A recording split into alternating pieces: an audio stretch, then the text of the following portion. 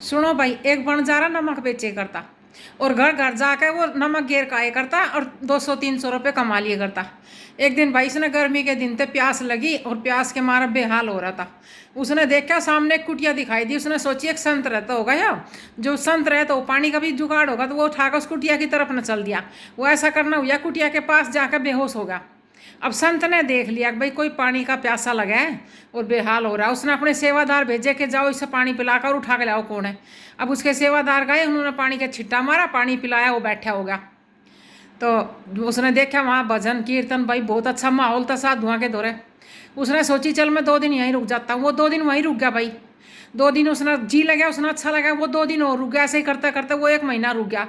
संत कहने लगा बच्चा क्या तेरे घर में कोई और ना है? बोला है महाराज, पूरा परिवार है। बोला फिर कमाने वाला ना है? बोला कमाने वाला तो ना है। बोले तो आप 1 महीने से रुक रहे हो, अब अपने घर जाओ बच्चा, बहुत टाइम होगा आपने।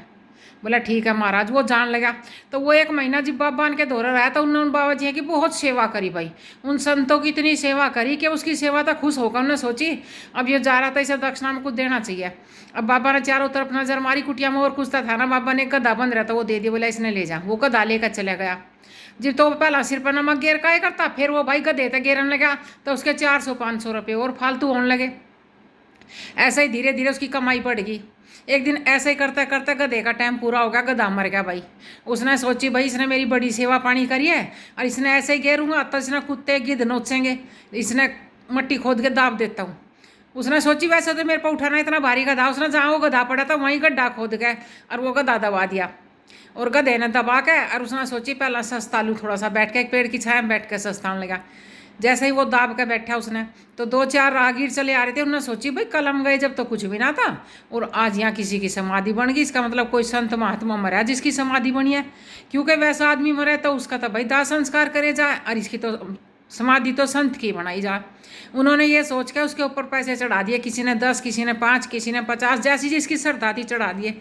अब चढ़ा के सब वे तो चले गए आगे ने। अब वो जो बैठा देख रहा था बंजारा, वो गया उठ के, उसने भी पैसे उठाए और जाकर एक माला खरीद ली, एक छतरी खरीद ली, ठाकर उसकी समाधि पर लगा दी गधे के ऊपर। अब इसने मेरा बड़ी सेवा करी है, लगा दी। और राहगीर आए, उनने देखी कि भाई कोई संत महात्मा ही लगा है, माला भी चढ़ा रखी है, छतरी भी लगा रखी है। भाई यूँ करते करते जितने राहगीर आए सब उस पर चढ़ावा चढ़ाने लगे। ऐसे ही करते करते बंजारे ने एक मंदिर बनवा दिया। मंदिर बनाने के बाद में और गाना पॉपुलर हो गया, भाई फलाने कोई बहुत ही अच्छा संत है, जो मुराद मांगे वो पूरी हो जा। अब न्यू कह रहे भाई 10 आदमी मुराद मांगेंगे तो एक की पूरी भी होगी। तो भाई न्यू करता करता वो भव्य मंदिर बना दिया बंजारे ने एक दिन। तो उस मंदिर की वो बात सुनकर ना वो संत भी आया, भाई कौन महात्मा संत है ऐसा जिसने इतना तगड़ा मंदिर बना दिया। वो आया तो वो बंजारा दूर तक दंडवत होकर उसके पाया में गिर पड़ा। बोला महाराज आपकी जय हो। महाराज कहने लगा नुका कौन? नुका आपने पहचाना नहीं? नुक मैं वो बन जा रहा हूँ जो आपकी सेवा करी आपने गधा दिया था।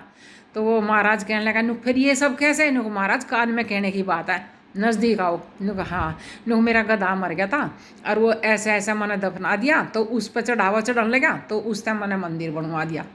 तो वो संत बहुत जोर से हंसा और वो हंसा 2 बार। तो वो बंजारा कहने लगा कि महाराज एक बार हंसे, ये बात तो समझ में आई के गधे की बात पर हंसे, लेकिन आप दोबारा क्यों हंसे, यो बात बताओ मुझे।